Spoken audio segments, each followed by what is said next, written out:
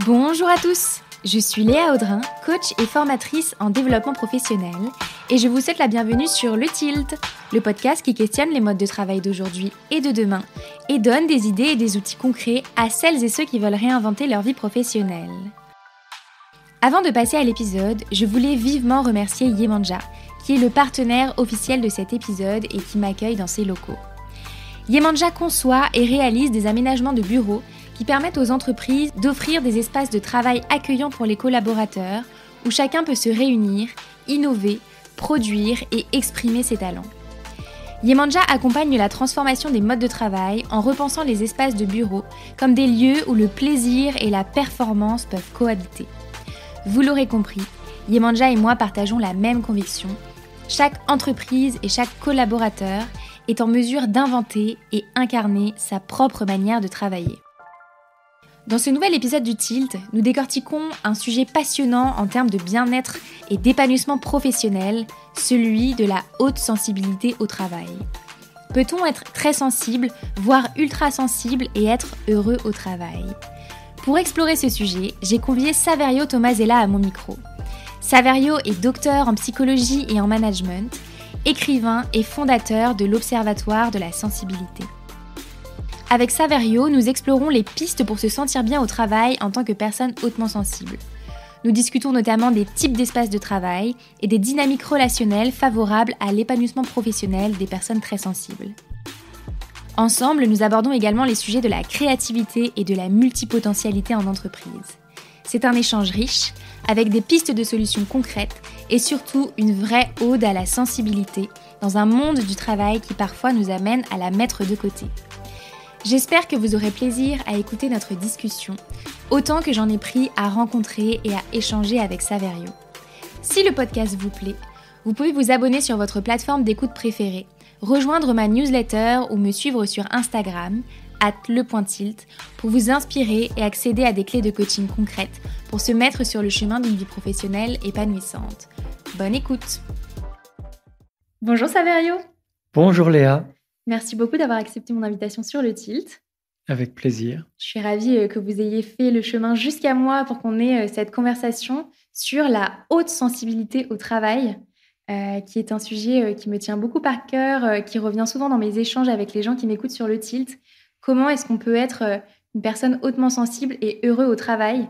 Donc on va aller creuser ce sujet ensemble. Mais avant de rentrer dans le vif du sujet, est-ce que vous pouvez vous présenter sans parler de votre travail ? S'il vous plaît. Je m'appelle Saverio, j'ai 56 ans, j'habite à Saint-Quentin dans les Hauts-de-France, pas très loin de Paris, entre Paris et Lille. Je suis l'heureux papa de 2 grands-enfants, une fille qui fait une thèse sur Nerval et un fils qui travaille chez Saint-Gobain. Je suis le compagnon d'un styliste couturier créateur qui crée donc des robes sur mesure. J'adore la musique, l'opéra, j'aime chanter, je joue du piano, j'adore les promenades en forêt, je suis gastronome, enfin j'aime bien manger en tout cas, et j'aime la vie. Voilà, je suis très sensible. Super, génial. C'est hyper agréable pour moi d'avoir quelqu'un qui est à l'aise avec cette question, parce que souvent, mes invités sont un peu pris au dépourvu, comme on parle de travail principalement sur le Tilt. Donc, vous avez foisonnant d'intérêt, c'est hyper agréable. Est-ce que vous pouvez me dire, du coup, au milieu de tous ces centres d'intérêt-là, qu'est-ce que vous faites de votre vie professionnelle, finalement ? Ma vie professionnelle, elle est un peu, partagée entre l'écriture. J'écris de plus en plus, donc la recherche et l'écriture. J'écris des romans de plus en plus, des bandes dessinées maintenant, et aussi des essais. Et je continue, comme je suis psychanalyste, je continue à recevoir des patientes et des patients. Donc voilà, j'ai réussi à équilibrer ma vie entre ces 2 pôles. Est-ce qu'on peut dire que le cœur de toute votre activité tourne autour de la sensibilité ? Oui, et ça depuis longtemps, parce qu'en fait, quand j'étais enfant, adolescent, j'étais au lycée musical. C'est-à-dire que le matin, on avait les cours académiques et tous les après-midi, on avait de la musique, du théâtre et du chant, enfin surtout de la musique. Et je me destinais à devenir musicien. Et ayant des parents scientifiques et universitaires, ils n'ont pas voulu que je continue dans cette voie de la musique. Et j'ai fait des études. J'ai commencé par des études scientifiques. Ce qui fait que finalement, je n'ai pas pu être musicien, mais en devenant psychanalyste, je me disais, je vais être un musicien de l'âme. Et au lycée musical, on nous disait de développer notre sensibilité, d'exprimer notre sensibilité. Et dans la psychanalyse, j'essaye d'être à l'écoute de la sensibilité singulière de chacune de mes patientes, chacun de mes patients. Et dans ma vie, étant très sensible, ma sensibilité est au cœur de ma vie. Donc je crois, oui, que le dénominateur commun de tout ça, c'est la sensibilité humaine. Tout ce que vous avez exploré, que ce soit dans votre recherche, dans vos études, dans ce que vous écrivez, dans la manière dont vous accompagnez les gens, le lien, c'est la haute sensibilité. C'est ça. La sensibilité humaine est une des modalités de la sensibilité humaine. Pour 30% de la population, c'est la haute sensibilité. Mais moi, j'essaye depuis le début de ne pas faire de catégorie à part. Pour moi, il n'y a pas de rupture entre les personnes sensibles et les personnes hautement sensibles. C'est tout de même la sensibilité humaine, même si dans la haute sensibilité, il y a des caractéristiques précises qui spécifient ce tempérament. Alors, c'était une de mes questions. Mais avant de rentrer dans les caractéristiques qui font la haute sensibilité, j'aimerais bien que vous puissiez nous dire ce que c'est et qu'on puisse parler de la terminologie aussi, parce qu'il y a beaucoup de choses qui sortent sur ce sujet et on ne sait plus trop comment le définir et quelles en sont les caractéristiques finalement. Donc, qu'est-ce que la haute sensibilité et comment est-ce qu'on l'appelle? Quels sont les mots qui sont justes pour la définir? En anglais, c'est highly sensitive person, personne hautement sensible. En français, il y a eu comme une espèce de fausse route au départ, qui est liée à la traduction du premier livre d'Helen Aron. Alors, Helen Aron, c'est la chercheuse pionnière aux États-Unis sur la sensibilité élevée. Son premier livre a été traduit avec le terme hypersensibilité, mais en langue francophone, c'est un terme qui pose problème pour plusieurs raisons. La première raison, c'est un terme médical. L'hypersensibilité, c'est un synonyme d'allergie et d'intolérance. D'ailleurs, sur toutes les notices de médicaments, vous verrez indiqué sauf hypersensibilité à l'un des composants. Ça veut bien dire sauf allergie ou intolérance à l'un des composants. Donc ça pose un problème parce que la haute sensibilité, ça n'est pas de l'allergie, ça n'est pas de l'intolérance. Ensuite, en langue française, le préfixe hyper, et puis même en langue gréco-française, on va dire, le préfixe hyper, c'est un préfixe péjoratif. Ça veut dire trop, ça veut dire en excès. Et justement, comme on essaye de valoriser toutes les formes de sensibilité, y compris la sensibilité élevée, on ne souhaite pas que ça résonne comme un trop de sensibilité. Justement, on essaye de faire comprendre que c'est pas trop, c'est différent. Je comprends. C'est pour ça que pendant longtemps, moi, j'ai parlé d'ultra-sensibilité, parce que le préfixe ultra, lui, au contraire, veut dire que c'est bien, que c'est bon, que c'est le degré le plus élevé de. Donc, haute sensibilité. En fait, c'est un synonyme. Et puis, tout de même, certaines personnes n'arrivaient pas à passer d'hypersensibilité à ultra-sensibilité. Donc maintenant, à l'Observatoire de la sensibilité que j'ai créé en 2016, on essaye, et il y a de plus en plus de personnes qui nous suivent, de parler de haute sensibilité, de personnes hautement sensibles, de sensibilité élevée ou de personnes fort sensibles, très sensibles, comme les anglo-saxons. C'est-à-dire que c'est la sensibilité humaine, mais elle est plus élevée. Comme ça, on montre bien que c'est un continuum de sensibilité vers une sensibilité plus grande. Ok, super. Et du coup, quelles en sont les caractéristiques de cette haute sensibilité, de cette ultra-sensibilité? Alors, pour chaque personne, c'est un peu différent, puisque ça va se manifester au niveau sensoriel, au niveau émotionnel, au niveau intuitif, au niveau cognitif, au niveau de l'imagination. Mais il y a 5 grandes caractéristiques scientifiques, on va dire, qui permettent de désigner toutes les formes de sensibilité élevée. La première caractéristique, c'est la définition de la sensibilité élevée, c'est le traitement sensoriel approfondi des informations. Traitement sensoriel approfondi des informations, ou, en version courte, traitement en profondeur. Ça veut dire que la personne hautement sensible, elle a un grand sens du détail, elle est très observatrice, elle dit qu'elle n'a pas de filtre, et c'est vrai parce qu'au niveau du cerveau, le thalamus fait moins son office de filtre, et que toutes les informations arrivent de la même façon, avec la même intensité, et elles sont traitées sensoriellement. Elles sont traitées d'abord par la sensibilité avant d'être traitées rationnellement. ça implique une deuxième caractéristique qui est l'hyperstimulation. N'ayant pas de filtre, traitant de façon approfondie et sensoriellement toutes les informations, la personne hautement sensible va vite saturer. Elle a donc besoin de faire des pauses, alors que des personnes moins sensibles vont pouvoir passer la journée comme ça. Une personne très sensible, elle va sentir qu'elle sature à certains moments, elle a besoin de faire des pauses.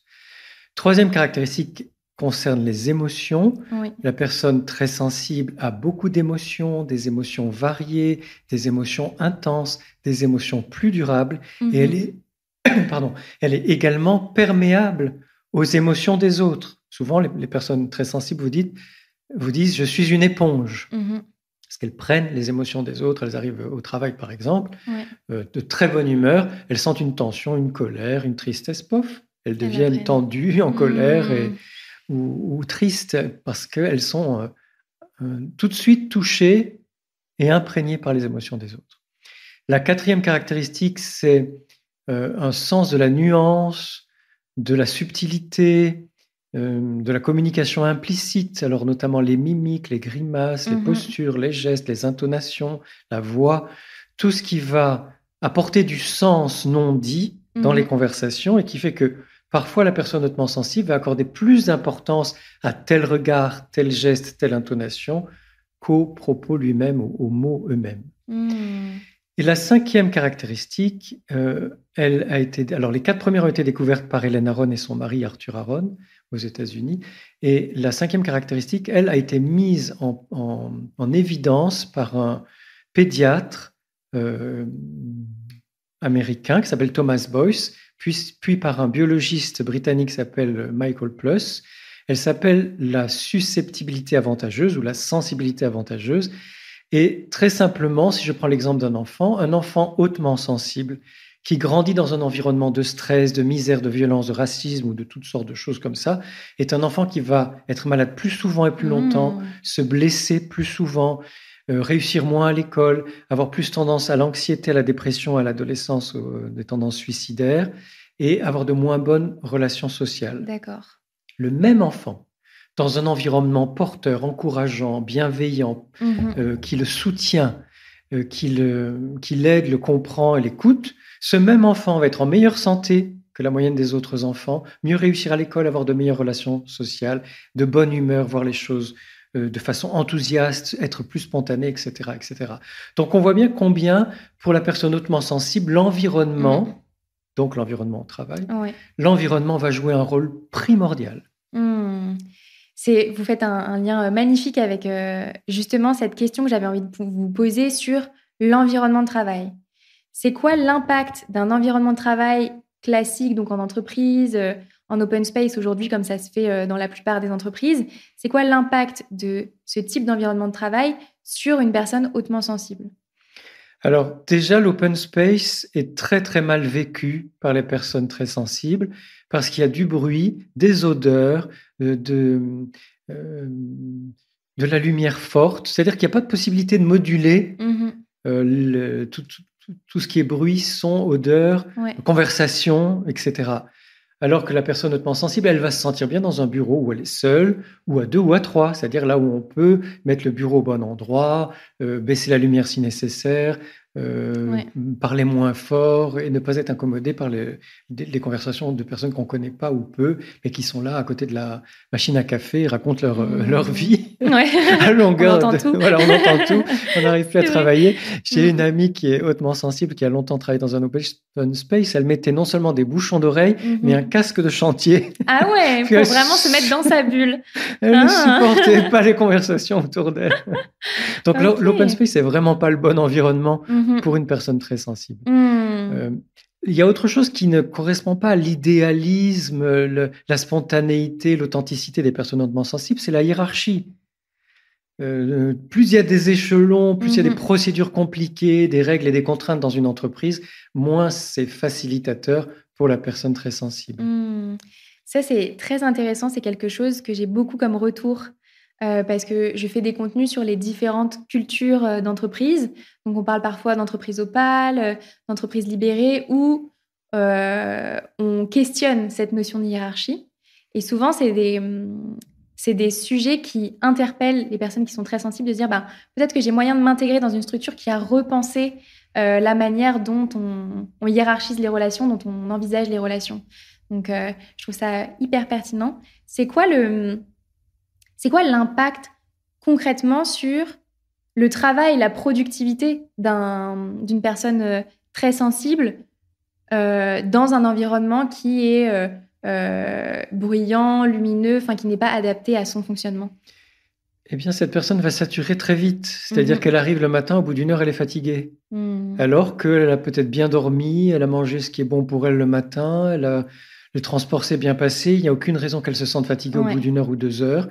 Et pourtant, cet environnement de travail oppressant, parce que quand sensoriellement, on est dépassé, envahi par toutes sortes de signaux physiques, au bout d'un moment, on n'en peut plus. Alors, si vous ajoutez à ça des contraintes de travail, comme dans tous les métiers, et le fait que la hiérarchie ajoute des contraintes inutiles, parce que la personne hautement sensible, elle n'aime pas être observée. Elle perd ses moyens en étant observée. C'est pour ça que c'est si difficile pour une personne très sensible de parler en public.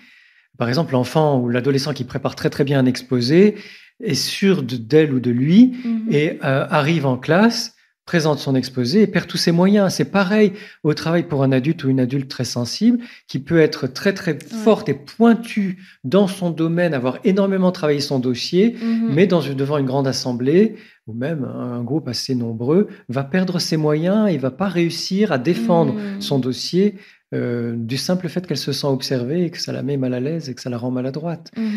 Et en plus, il y a un tel désir d'authenticité chez une personne hautement sensible que le contrôle hiérarchique qui fait qu'on demande des preuves qu'on a beaucoup travaillé sur ce dossier ou que le dossier va être rentable ou que il y a toutes sortes de complications quand il y a de la hiérarchie font que ça décourage, ça démotive la personne hautement sensible.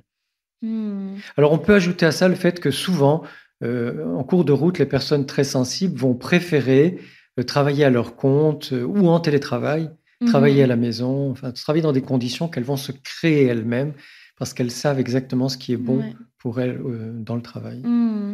Vous avez écrit un livre à ce sujet, Ultra sensible au travail, comment vous donner des tips très pratiques tout au long du livre sur comment faire en sorte qu'on soit bien dans son quotidien professionnel. Il y a un mot qui m'a beaucoup marqué, c'est le mot hyperstimulation. C'est vraiment chaque élément va venir entrer dans le processus de travail et donc moduler celui-ci et donc avoir un impact dessus. Et je l'ai trouvé très pertinent et je pense que c'est chouette de pouvoir poser ce mot dessus. Et vous parliez du fait, du coup, de travailler plus seul. Du coup, c'est quoi comment se passent les relations interpersonnelles en entreprise pour les personnes hautement sensibles? Alors, elles se passent très bien parce que la personne hautement sensible, c'est une personne relationnelle. C'est une personne qui, comme je vous le disais, aime l'authenticité, spontanée, enthousiaste, créative, très empathique, à l'écoute des autres. Donc, de façon potentielle, on va dire, de façon naturelle et évidente, les relations se passent très bien, sauf quand elles viennent être compliquées par trop de saturation d'hyperstimulation, les open space notamment, ou trop de réunions à la suite, trop de contraintes, et souvent des contraintes bizarres ou inutiles où on se rend bien compte que ça ne fait que ralentir le processus au lieu d'aider à travailler.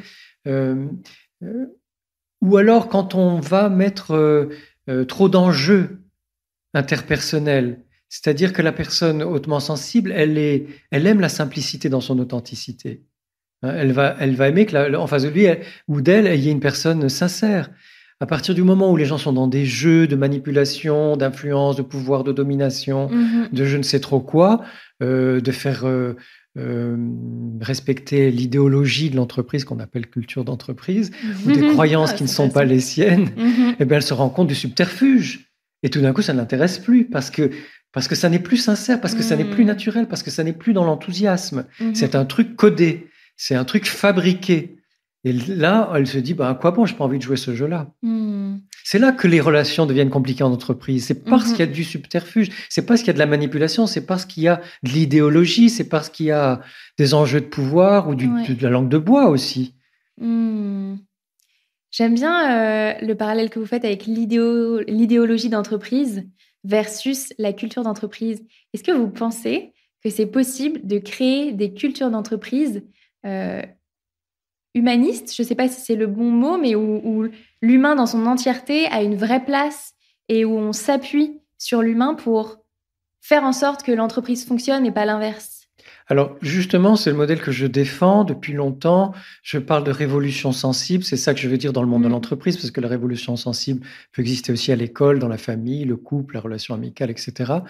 Mais effectivement, c'est de mettre l'humain comme fondement, comme essentiel de l'entreprise, du regroupement qui va créer de la valeur dans un certain métier, qui est celui de l'entreprise, et de co-créer, c'est-à-dire que toutes les actrices et tous les acteurs de l'entreprise puissent co-créer ensemble un bouillon de culture avant même de créer la culture. Il faut créer l'environnement favorable à une culture humaniste dans l'entreprise, et non pas en surplomb de dessus imposer une idée ou des idées sur la culture d'entreprise, même si on se dit que ce sont des idées humanistes. Il faut que ça remonte, en fait. C'est comme le levain de la pâte.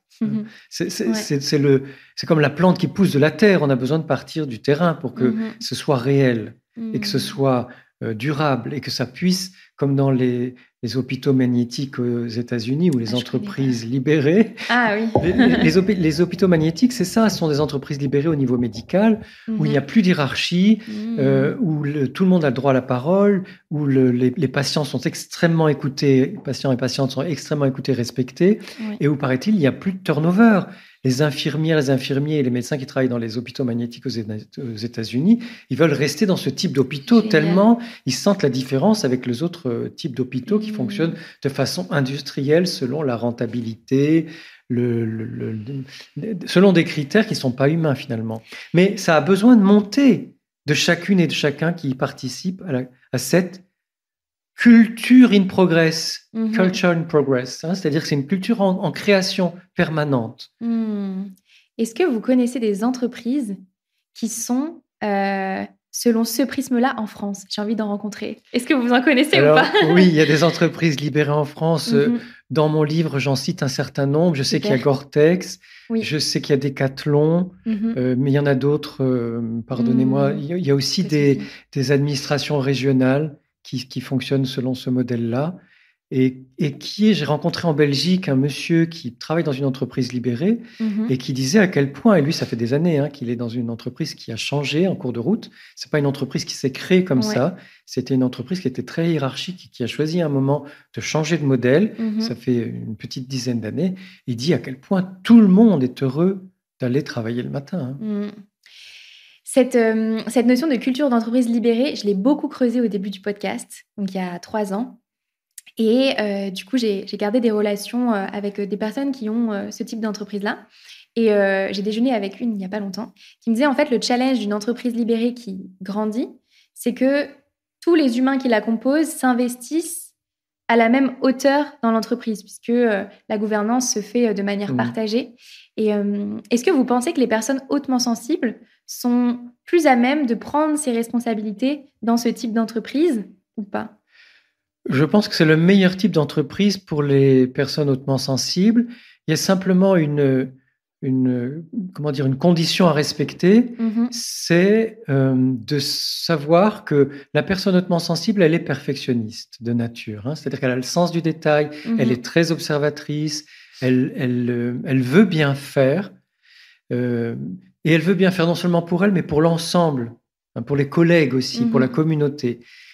Simplement, comme elle va être hyperstimulée à certains moments, elle va saturer. Donc, donner des responsabilités aux personnes hautement sensibles en leur donnant aussi la liberté de se retirer quand elles sont fatiguées, même en pleine réunion, même en plein rush On sait qu'on est charrette, qu'on doit finir quelque chose. Ouais. Eh bien non, ce soir, moi, je rentrerai plus tôt parce que je n'en peux plus. Et c'est à cette seule condition, si je mange bien ce soir, je prends une bonne douche et que je dors, que demain, je pourrai continuer le combat avec vous, ou le rush, ou la charrette, ou ce qu'on veut, le vocabulaire qu'on a dans l'entreprise. Ça dépend des secteurs. Oui, voilà, ça dépend du secteur.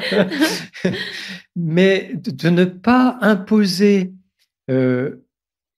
de fonctionner au même rythme et sur le même mode, parce que si on est fatigué, et que ça doit être respecté absolument.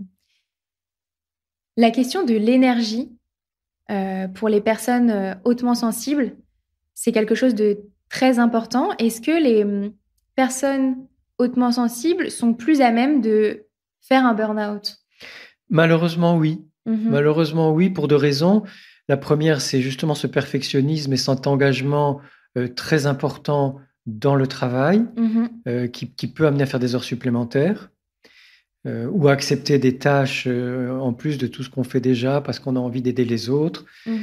Mais aussi parce que du fait de ce tempérament et de cette saturation, la personne hautement sensible est plus fatigable. Et que si elle ne s'écoute pas assez, ce qui est souvent le cas d'ailleurs des personnes hautement sensibles qui ne se savent pas encore ultra sensibles, si elles ne s'écoutent pas, elles veulent faire comme les autres, elles se reposent pas autant qu'elles auraient besoin et le burn-out est assuré. Quels sont les signaux qui permettent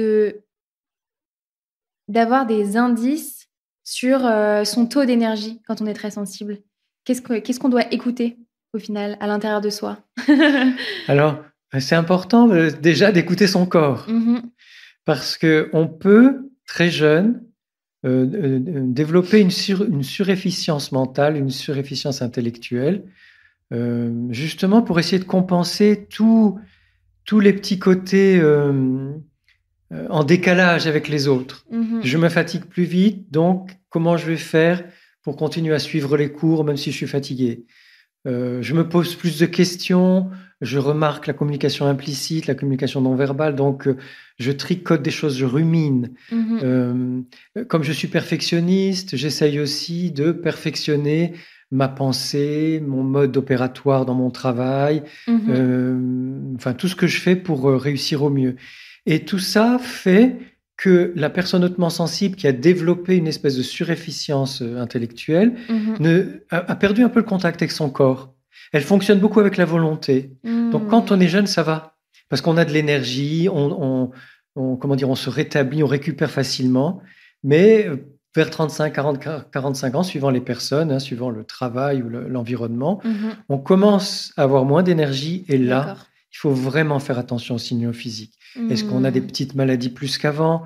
Est-ce qu'on dort moins bien ? Est-ce qu'on digère moins bien ? Est-ce qu'on supporte moins bien le café, le thé, alors qu'on en prenait sans problème avant ? Est-ce qu'on écoute moins bien ? Enfin, toutes sortes de petits signaux qui nous font dire « Attention, là, je suis fatigué. » Donc, on prend ces RTT, vraiment. On passe les pose, on les laisse pas l'année prochaine. Voilà, ça, c'est vraiment important. On prend de vraies vacances. Les dimanches sont des vrais dimanches, ou les samedis sont des vrais samedis. On essaye d'arrêter, quoi. Ce processus d'être tout le temps en train de réfléchir, travailler, préparer, projeter. Et en week-end, on prépare le lundi, alors que non, le week-end, c'est fait pour se reposer. C'est un changement de paradigme, comme c'est à la mode. C'est un changement de culture personnelle. On a fait beaucoup, et il arrive un moment où le corps dit stop. Quel que soit l'âge, il y a même des étudiantes ou des étudiants qui, à un moment, sont en pré-burn-out. Ils sont prêts à exploser. Moi, j'appelle ça le burst-in. Alors, je sais qu'on parle de burn-in aussi, mais le burst-in chez les autres personnes hautement sensibles, c'est qu'on a l'impression qu'on va imploser, exploser de l'intérieur. Et là, il faut vraiment, vraiment arrêter, aller se promener, nager, faire tout ce qui nous fait du bien à un rythme lent. Calmer le jeu. Est-ce que on peut vraiment scinder le pro et le perso quand on est très sensible ? Est-ce qu'il y a ça dans la mallette de la personne qui est très sensible ? Alors, je dirais même c'est une grande valise. C'est une très grande valise. Il y a ça dans la grande valise. Oui, c'est très difficile de faire la part des choses entre l'affectif et le non-affectif, entre le professionnel et le personnel. Et ça demande de développer une forme de sagesse. Il ne s'agit pas de dire pas d'affect au travail, puisqu'on n'en est pas capable. Il s'agit d'apprendre à prendre de la distance, à ralentir, à pas vouloir tout faire pour aider les autres, par exemple, ou pour réussir autant qu'on se l'était imposé. Ça demande finalement beaucoup plus d'indulgence envers soi-même. La grande clé, c'est ça. Je suis indulgente ou indulgent avec moi-même. Je prends soin de moi. Je m'écoute. Je me respecte. Je pose mes limites. Déjà, je connais mes limites et je les énonce. Ouais. Et puis, du temps de repos. Hein. Vraiment, ça, c'est fondamental. J'insiste.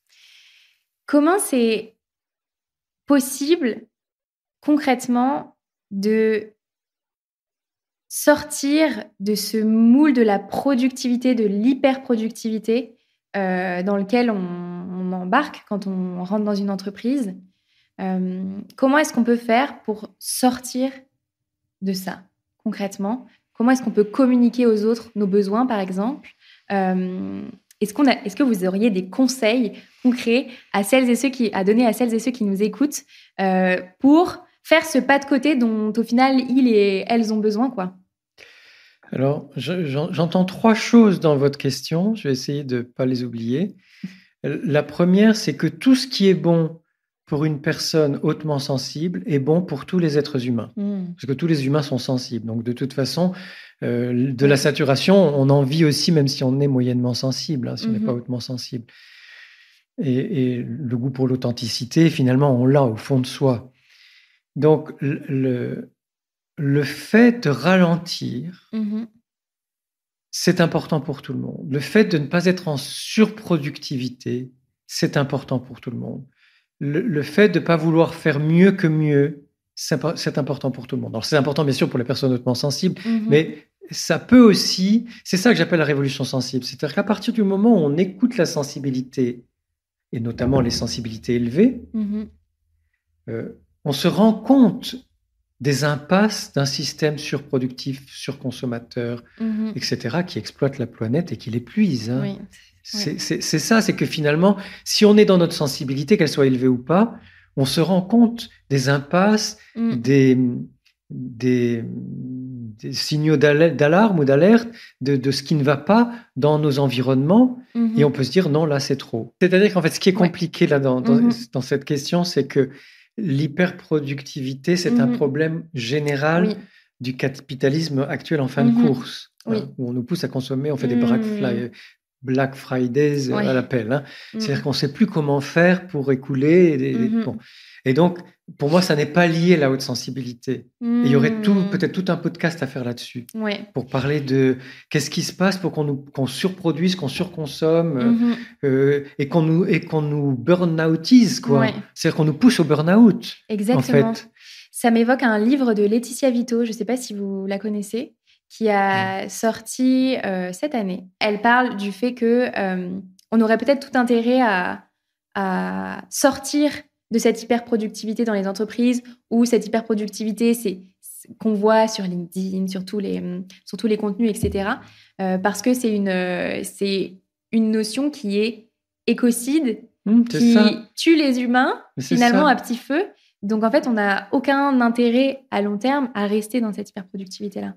Donc, ce qui me permet de répondre à votre question mieux, c'est-à-dire que la personne hautement sensible qui va saturer plus vite ou qui va se rendre compte plus rapidement de la perte de sens de ce système absurde, c'est important qu'elle s'exprime, qu'elle dise « ça me semble absurde, moi je n'y vois plus aucun sens, ça n'est pas humain, on va trop vite, on va trop loin, on surproduit, ça ne rime plus à rien ». Parce que plus nous exprimerons cette perte de sens et cette surchauffe qui effectivement nous amène à des burn-out physiques, émotionnels, cognitifs, etc., plus nous allons permettre aux autres personnes de se rendre compte, soyons des lanceurs d'alerte, plus nous allons permettre comme ça aux autres personnes de se rendre compte qu'il suffit simplement d'inventer une autre économie. C'est pas revenir en arrière, ça marchera pas non plus, c'est fini. C'est inventons ensemble. Et comme les personnes hautement sensibles sont très créatives et intuitives, justement dans toutes les entreprises, là je lance un appel aux managers, aux responsables, aux chefs féminines et masculins d'entreprise, chefs et chefs d'entreprise, de demander aux personnes intuitives, créatives, sensibles de leurs entreprises, mais vous, comment vous feriez pour changer de modèle? Nous, dans notre métier, dans notre entreprise, dans nos façons de faire, comment on pourrait évoluer? Lançons un chantier de 6 mois, 1 an, des boîtes à idées où toutes les personnes, notamment hautement sensibles, pourraient exprimer leur créativité. Elles n'ont qu'une envie, c'est ça, d'exprimer leur créativité. Et je suis sûr que cette espèce de référendum d'entreprise en libération est bénéfique pour tout le monde. Donc en fait, c'est pas la personne hautement sensible en elle-même qui peut changer la donne actuelle, c'est soyons toutes et tous créatives et créatifs, et puisque les personnes hautement sensibles adorent la créativité, en ont besoin, eh bien qu'elles s'éclatent, qu'elles disent et expriment tout ce qu'elles ont envie de proposer, quels sont leurs besoins, quelles sont leurs visions du futur de l'entreprise, de cette entreprise-là en particulier, dans ce secteur-là en particulier, des choses très concrètes. Et je suis sûr que ça changera la donne. C'est un très beau message. J'ai envie de l'envoyer à toutes les entreprises qui pourront m'écouter. Vous parliez de cette créativité foisonnante, de cette innovation assez innée, finalement, de trouver des solutions, etc. Comment est-ce qu'on fait quand on est hautement sensible pour appréhender et accueillir l'impermanence des envies professionnelles? Ça n'est pas un problème en soi pour la personne hautement sensible qui vit dans cette impermanence tout le temps, puisque une personne très sensible est souvent multipotentielle. Donc elle a plusieurs dons qui vont être des dons qu'elle va développer dans ses loisirs ou dans son travail. C'est plus le modèle formaté on devrait développer qu'une seule chose, qu'un seul type de compétence dans un seul type de secteur. C'est ça qui frustre et freine et inhibe la personne hautement sensible, parce qu'elle se dit zut, alors faut pas trop que je montre que je sais faire ça, ou que j'aimerais faire ci, ou que j'aimerais aller dans tel endroit. Non, l'impermanence, c'est pas un problème. On peut être dans une forme de suffisante continuité au sein de cette impermanence, pour peu qu'on nous laisse être dans notre continuité personnelle, où on va avoir des idées un peu tout azimut, et alors c'est pas un problème, que ce soit utilisable dans l'entreprise ou pas. Il y a des entreprises qui laissent leurs, comment on dit, je ne sais plus maintenant comment on dit, employés, collaborateurs. Oui, ça dépend des cultures, des idéologies. Qui laissent les personnes qui y travaillent aussi prendre des après-midi entières pour faire du sport, pour du théâtre, de la danse, parce qu'elles savent que mieux on est dans sa vie, dans son corps, dans son être, mieux on se sentira au travail et plus créatif et productif on sera dans la réalité.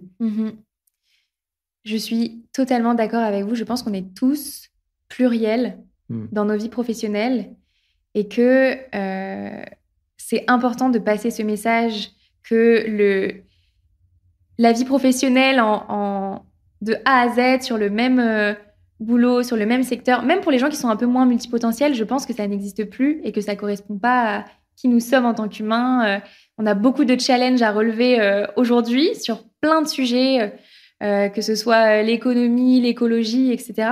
Et donc, dans tous les cas, ça demandera de s'investir sur différents secteurs, en exploitant différents talents. Donc, je suis vraiment très contente que vous parliez de la multipotentialité parce que je pense que c'est... En tout cas, je le vois un peu comme une libération qu'on pourra apporter en entreprise, de ne pas être cantonné à un seul poste et de pouvoir apporter toute sa palette de compétences. Oui, je pense que les grandes entreprises, les entreprises suffisamment grandes, pourraient proposer 2-3 postes à chaque personne. Et en fonction des besoins ou en les répartissant dans la semaine, la personne pourrait avoir 2-3 rôles dans l'entreprise, ce qui lui permettrait justement de développer ces différents dons, cette multipotentialité ou cette pluralité. Et puis, si les entreprises sont petites, elles peuvent se regrouper en consortium et on propose 2-3 postes dans ce consortium qui seraient complémentaires et qui permettraient à la personne non seulement de s'épanouir, mais chaque pôle de ce consortium de bénéficier des multiples compétences de chacun Et en plus, ça permet de relativiser parce que si on a un problème dans un de ces pôles, quand on va travailler dans un des autres pôles, ben on prend de la distance avec la difficulté qu'on a ailleurs. Et tout ça, ce serait vraiment encore plus de la co-création, encore plus de la coopération ou de la, je sais pas comment dire, de la co-création de richesse et de valeur. J'ai envie de vous poser une question qui résumerait un petit peu toute notre conversation. Est-ce qu'on peut être ultra sensible et être heureux au travail ? Je pense que oui. Oui, je connais suffisamment de personnes qui sont ultra sensibles et heureuses au travail. Il y en a qui ne sont pas encore assez heureuses, ces personnes ultra sensibles. Alors, ça vient parfois d'entreprises qui ne sont vraiment pas assez libérées. Il y en a encore. Beaucoup. Beaucoup qui ont besoin de se libérer et on les encourage à le faire. Ça peut venir simplement du fait qu'elles ont besoin d'oser négocier plus de télétravail et moins d'open space, ou vraiment un bureau à part et pas d'open space, ou une évolution dans l'entreprise, c'est-à-dire que des personnes qui n'osent pas assez dire, voilà, j'ai tel désir, j'ai tel talent, j'ai envie d'aller dans telle direction, donnez-moi ma chance, et qui restent cantonnées à un rôle qu'elles connaissent par cœur, elles ont besoin d'évoluer. Donc, c'est pas tellement le problème de la sensibilité, là, c'est le problème de ce que la sensibilité permet, c'est-à-dire la créativité et l'évolution créative. Et puis aussi, des personnes ultra sensibles qui n'ont pas créé chez elles le bon environnement de repos, qui sortent que 10 minutes pour manger un sandwich. Ça marche une fois, 2 fois, mais c'est mieux de trouver le bon petit restaurant dans lequel on va pouvoir se reposer, manger ce qu'on aime, aller faire une promenade dans le parc d'à côté, ou ne pas rentrer tout de suite au travail, mais faire une petite promenade à pied pour digérer et se changer les idées. À la maison, pareil, avoir peut-être plus de plantes. Les plantes vertes, ça aide énormément. Alors là, je lance aussi un autre appel à toutes les entreprises et à tous les foyers de francophonie. Mettez des plantes vertes partout, et des vraies plantes vertes, pas des plantes en plastique, parce que le monde végétal nous apporte énormément. Donc à la maison, on peut vraiment mettre des fleurs, des plantes, etc. Écouter de la musique de relaxation, apporter des couleurs. On vit trop dans le noir et blanc, le noir, le gris, le blanc. On a besoin vraiment de couleurs. On peut mettre des couleurs chez soi, en entreprise, etc. De faire des mouvements qui nous aident. Les personnes ultra sensibles, elles sont très aidées par les exercices d'équilibre. On se met sur la pointe des pieds ou sur un pied. On fait du yoga, du skate, du ski, l'escalade, la natation. Tout ça, ça fait travailler l'équilibre et ça rééquilibre, curieusement. Ça se passe au niveau du cervelet. Mais les mots ne sont pas les mêmes pour rien. Ça nous rééquilibre à tous les niveaux. Et puis, passer du temps dans la nature. Si on se crée chez soi ou pour soi un environnement de repos, de ressourcement suffisamment porteur, on sera d'autant mieux au travail aussi. Génial. Merci beaucoup pour ce tour d'horizon de toutes les composantes d'une vie professionnelle heureuse au travail pour les personnes hautement sensibles. Merci à vous. Est-ce qu'il y a une question que vous auriez trouvée pertinente que je vous pose sur le sujet de la sensibilité et du travail ? Eh bien, je sais qu'on va le faire. Et c'est très bien, la place des émotions et de l'expression des émotions au travail. Exactement. Donc, vous l'aurez compris, on a enregistré ensemble un autre épisode sur la place des émotions en entreprise. Quand on s'est eu au téléphone, on s'est dit que c'était tellement un vaste sujet que ce serait bien qu'on en fasse un épisode à part. Donc, on vous mettra tous les liens en barre d'infos pour l'écouter. Pour clôturer ce premier volume ensemble Saverio, je vais vous poser ma question signature que je pose à tous mes invités. C'est si vous pouviez constituer votre board de rêve dans lequel vous convieriez 3 personnalités proches pour vous aider, vous accompagner tout au long de votre carrière.